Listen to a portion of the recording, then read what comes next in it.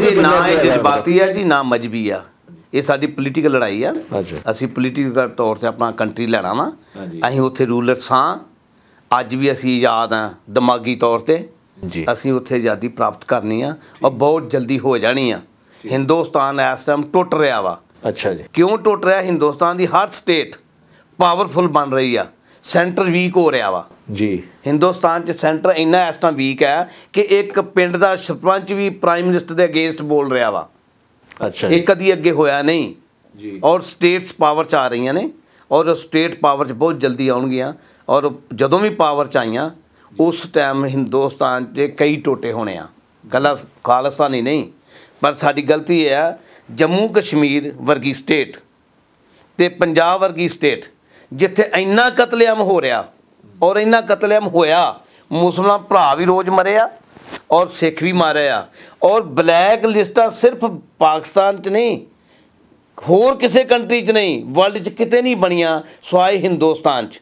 ਔਰ ਉਹ ਬਣੀਆਂ ਸਿਰਫ ਸਿੱਖਾਂ ਦੀਆਂ ਅਤੇ ਮੁਸਲਮਾਨਾਂ ਦੀਆਂ। ਯਾਨੀ ਮਾਰੇ ਵੀ ਉਹਨਾਂ ਨੇ ਅਤੇ ਬਲੈਕ ਲਿਸਟ ਵੀ ਤੁਹਾਨੂੰ ਗੱਲ ਦਾ ਮਤਲਬ ਮਾਰੇ ਵੀ ਉਹਨਾਂ ਨੇ ਔਰ ਬਲੈਕ ਲਿਸਟਾਂ ਵੀ ਸਾਡੀਆਂ। ਕਿਸੇ ਹਿੰਦੂ ਦੀ ਬਲੈਕ ਲਿਸਟ ਦੱਸੋ ਜੀ ਹਿੰਦੁਸਤਾਨ 'ਚ? ਪੂਰੀ ਸਟੇਟ 'ਚ ਉਹਨਾਂ ਨੇ ਬੰਬ ਧਮਾਕੇ ਕੀਤੇ, ਮਾਰੇ। ਆ ਕੱਲ੍ਹ ਦਾ ਰਾਵਣ ਜੀ ਮਰਿਆ ਨਾ, ਰਾਵਣ ਬੰਬੇ ਵਿੱਚ, ਬਾਲ ਠਾਕਰੇ। ਹਾਂਜੀ, ਇਹ ਰਾਵਣ ਸੀ। ਅੱਛਾ ਜੀ, ਜਿੱਦਾਂ ਲੰਕਾ ਰੋਈ ਸੀ ਨਾ ਰਾਵਣ ਦੇ ਮਨ 'ਤੇ, ਇੱਦਾਂ ਬੰਬਈ ਰੋਈ ਰਾਵਣ ਦੇ ਮਨ 'ਤੇ। ਅੱਛਾ ਅੱਛਾ, ਇਹ ਰਾਵਣ ਦੇ ਮਨ 'ਤੇ ਉਹ ਐਂਟੀ ਮੁਸਲਮਾਨ ਸੀ, ਐਂਟੀ ਘੱਟ ਗਿਣਤੀਆਂ ਸੀ। ਔਰ ਉਹ ਕੋਈ ਵੀ ਹਿੰਦੂ ਭਾਵੇਂ ਉਹ 100 ਕਤਲ ਕਰਦੇ ਹਿੰਦੁਸਤਾਨ 'ਚ, ਭਾਵੇਂ ਉਹ ਜਿੰਨੇ ਮਰਜ਼ੀ ਬੰਬ ਧਮਾਕੇ ਕਰਦੇ, ਜੇਲ੍ਹਾਂ 'ਚ ਕਿੰਨੇ ਪਏ ਆ, ਪਰ ਕਿਸੇ ਹਿੰਦੂ ਦੀ ਬਲੈਕ ਲਿਸਟ ਨਹੀਂ ਬਣੇਗੀ। ਬਲੈਕ ਲਿਸਟ ਬਣੇਗੀ ਸਿੱਖ ਦੀ, ਬਲੈਕ ਲਿਸਟ ਬਣੇਗੀ ਮੁਸਲਮਾਨ ਦੀ।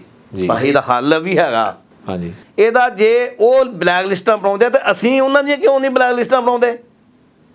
ਅੱਛਾ, ਸਾਨੂੰ ਵੀ ਸਾਡੇ ਉੱਤੇ ਜ਼ਾਲਮਾਂ ਦੀਆਂ ਬਲੈਕ ਲਿਸਟਾਂ ਬਣਾ ਕੇ ਦੁਨੀਆ ਨੂੰ ਦੱਸਣਾ ਚਾਹੀਦਾ ਕਿ ਇਹ ਜ਼ਾਲਮ ਲੋਕ ਨੇ, ਇਹ ਪੀਸਫੁਲ, ਇਹ ਡੈਮੋਕ੍ਰੇਟਿਕ ਕੰਟਰੀ ਨਹੀਂ ਹੈਗਾ, ਇਹ ਜ਼ਾਲਮ ਲੋਕ ਆ। ਔਰ ਇਹਨਾਂ ਦੀ ਬਲੈਕ ਲਿਸਟ ਕਰਕੇ ਪਬਲਿਕ 'ਚ ਦੱਸਣੀ ਚਾਹੀਦੀ ਆ, ਤਾਂ ਕਿ ਲੋਕਾਂ ਨੂੰ ਪਤਾ ਲੱਗੇ ਵੀ ਜਿਹੜੇ ਜਿਹੜੇ ਕੰਟਰੀ 'ਚ ਆਉਣ ਇਹਨਾਂ ਦੇ ਖਿਲਾਫ ਮੁਜ਼ਾਹਰੇ ਕੀਤੇ ਜਾਣ, ਉਹਨਾਂ ਦੀ ਗੌਰਮੈਂਟਾਂ ਨੂੰ ਦੱਸਿਆ ਜਾਣ ਇਹ ਕਾਤਲ ਨੇ, ਗੁੰਡੇ ਨੇ, ਬਦਮਾਸ਼ ਨੇ। ਮੈਂ ਤਾਂ ਸਿੱਖਾਂ ਨੂੰ, ਖਾਸ ਕਰਕੇ ਪੰਜਾਬੀਆਂ ਨੂੰ, ਭਾਵੇਂ ਉਹ ਪੰਜਾਬੀ ਪਾਕਿਸਤਾਨ 'ਚ ਵੱਸਦਾ, ਭਾਵੇਂ ਉਹ ਪੰਜਾਬੀ ਹਿੰਦੁਸਤਾਨ 'ਚ ਵੱਸਦਾ, ਪੰਜਾਬੀਆਂ ਨੂੰ ਅਪੀਲ ਕਰਦਾ, ਪੰਜਾਬੀਆਂ ਦੀ ਗੈਰਤ ਨੂੰ ਹਿੰਦੁਸਤਾਨ ਵੰਗਾ ਰਿਹਾ।